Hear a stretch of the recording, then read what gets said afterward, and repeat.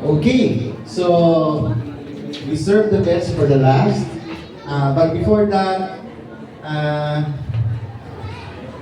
ang ating slogan po is Life Max to the Max, where wellness meet greatness. No? Ganda kombinasyon, di ba? Wellness and greatness. Naalala ko tuloy si Alexander the Great. No? Na-conquer niya halos ang 1/3 yata ng mundo.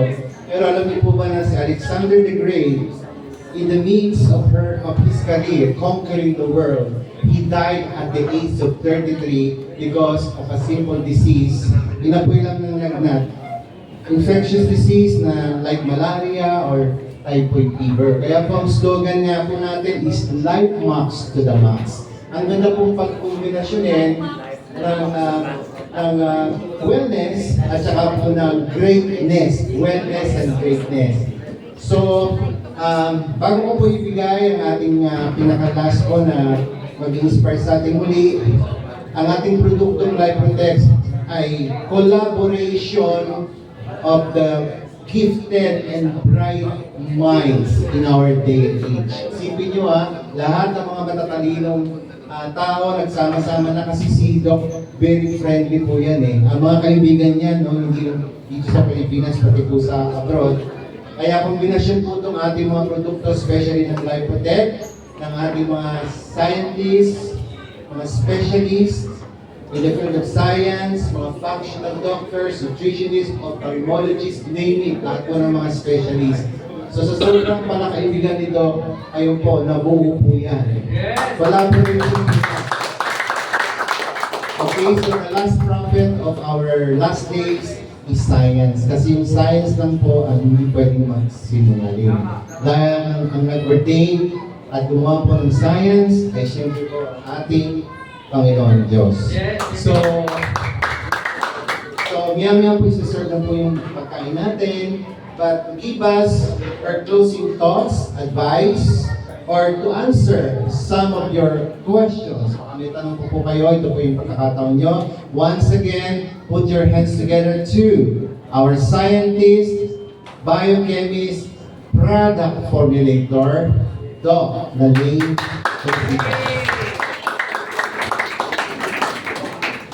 Thank you. Number one, congratulations everybody. Congratulations po sa inyo lahat sa presensya ninyo. Salamat po.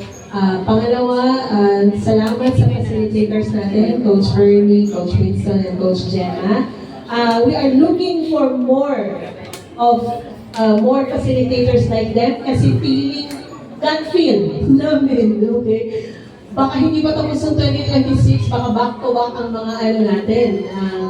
Ang ginagawa po natin is information drive. We don't have yet the product, but we are building a momentum of belief system. In a sense na, pag nandyan na yung product, baka nandyan lang, bigla, asan na yung product? Mag-order ulit kami. Okay, baka ganun, no? Again, game changing. Okay. Number 2 din, gusto rin po namin sabihin sa inyo na before, ito, nakaharap po ako sa inyo. Dati lang po akong R&D. Doon lang po ako, nagpo-consult lang sa mga formulation. Ngayon po, naglakas loob na po akong gumawa ng product. Kasi po, katulad po ng sinabi ni Sir Winston, hindi ko rin po mundo ang ganito, ang network marketing. Ang mundo ko po ay corporate. Nasa corporate and research po ako ng ilang taon. Nasa academe po ako before. Academe to research to corporate, lahat po pinagdaanan ko po yan, lahat. Ang ano ko lang po is sumasama po ako sa company na parehas ko po ng mindset, parehas ko ng ethics, lahat. And then, doon sa mga nasamahan ko hanggang ngayon, konektado pa rin po ako kasi maya't-maya, sa ano ko po dati, sa academe, sa Our Lady of Fatima University, Fatima Medical Science Foundation, anak, pamangkin, apo, naging estudyante ko. Sunod-sunod, I was there for 12 years. 12 years po ako, and at the same time, naghawak din po ako ng school as a principal. I was there for 6 years. So, bata, ang problema sa academe, naiintindihan ko po yan, problema rin ng mga magulang kung paano i-put up ang anak nila para makatapos lang dahil gusto nilang magkaroon ng magandang buhay. Dahil dati kapag nakatapos ka, nakapasa ka sa ganito, proud na proud ang parents. Pero ano ba ang nangyayari ngayon? Nakatapos ka, proud ng parents after na ng trabaho niya, nasa bahay po. Di ba po? Nandun na. So, panandalian lang yung proud moments, di ba? Ngayon kasi ang trending, ang kailangan na ngayon ng mundo ay hindi po ito. Kailangan po ng skills. May ganito na may skills. Pero kung napaganuhan niyo po ang discard at skills, susunod po ito. Nakuha niyo po yan. Kasi dati yung panahon namin ang labanan ito. Di ba po? So, cum laude, summa cum laude, ikaw ang magandang posisyon. Di ba? Pero sa ngayon, hindi na po kailangan yan. Kaya po sasabihin nyo, isa po kung ganito, ano pong negosyo mo? Tanungin ko. Yung mga, ano pong negosyo, di ba? Brad. Dito tayo kasi may negosyo kung ganito, may negosyo kung ganito. Opportunities ang gusto natin i-offer. Opportunities. Solution and opportunities. Di ba po? Sabay-sabay po natin yung gawin. Kasi gusto po namin may no man is an island, ika nga po ng hindi namin ito kakayanin pag kami lang.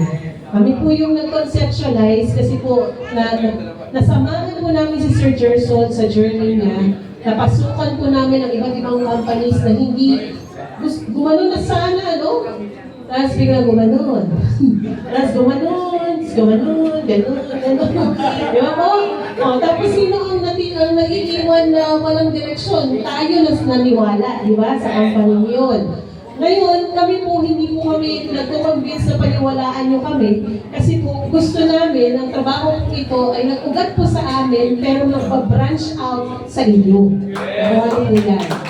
Pag nag-branch out po, nakuha niyo po yung tinanim namin na sustansya sa ugat at kayo po ang branch at yung mga next generation nyo ang mga fruits of your labor.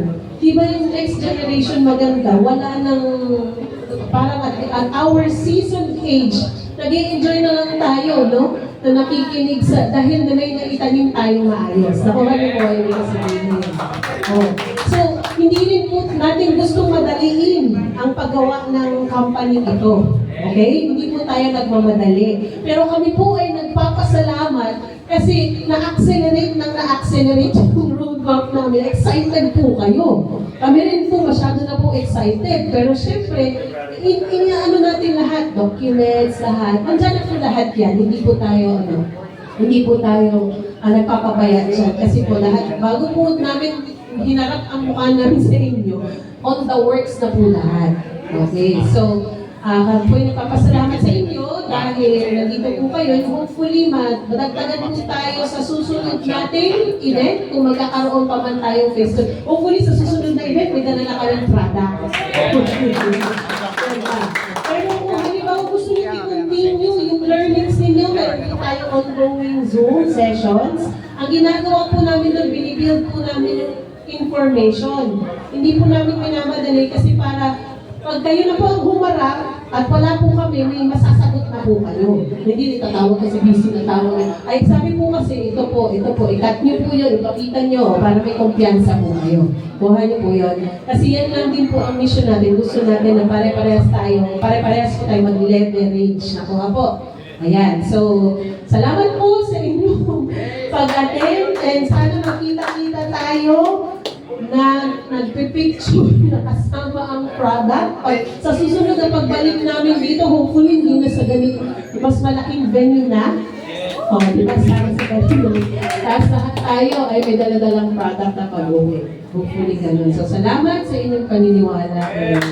Tayo po ay sabay-sabay na.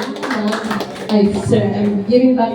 Salamat din po pala sa nag-organize. And of course, huwag natin kalimutan si Sir Gerson, ang ating pinaka-grand kapitan na nag-facilitate din po nito sa pamamagitan ng mga leaders dito sa Luzon. Sabay-sabay po tayong salubungin ng 2026 ng maayos. Okay? Thank you very much. Thank you so much talaga kay Doc. Alam niyo, nung wala mong makilala si Doc, ting nagtotop siya, nanginginig po ako. Nanginginig ako sa tuwa kasi first time ko pong makarinig ng straight from her mouth, isang napakatalinong tao na katulad niya, no? So, actually po, tayo po ay kakain na. Pero meron po muna po tayo isisigaw na sabay-sabay. Pag hindi po sabay-sabay, hindi tayo kakain. Pagkatapos po ng ating chant, tayo po ay mag-pray. Ayun na po, isi-serve na po yung pagkain natin. Okay, pwede mo ba natin sabay-sabay na isigaw? Life max to the max. 1, 2, practice na po. Life max to the max. Kailangan po sabay-sabay ha. Life max to the max. Life max to the max. Mabuhay! Again na, ito na po, performance level. Life max to the max. Life max to the max.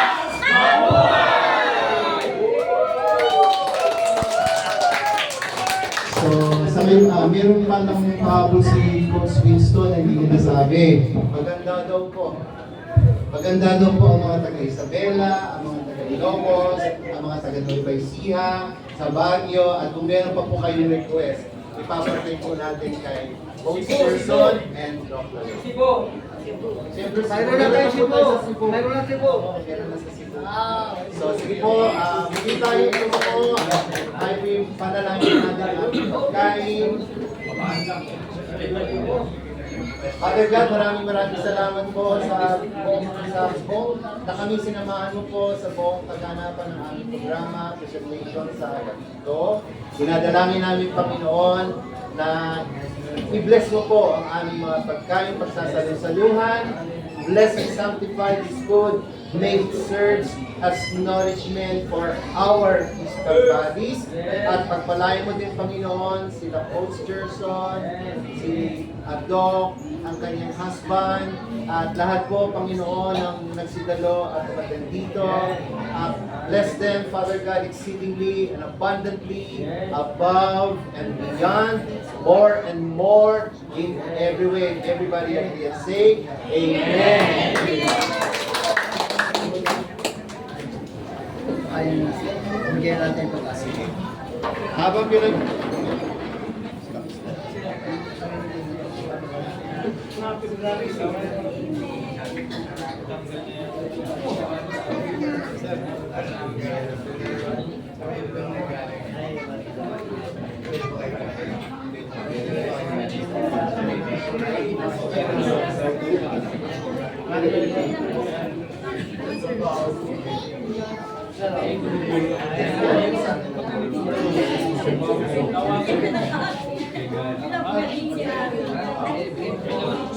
The Bluetooth is connected.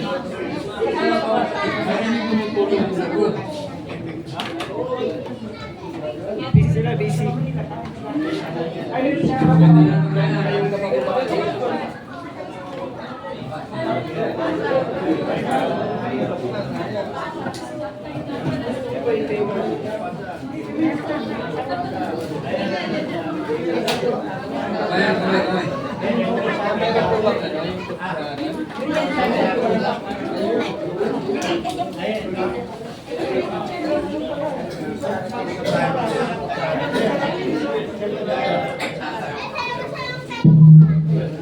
Yun!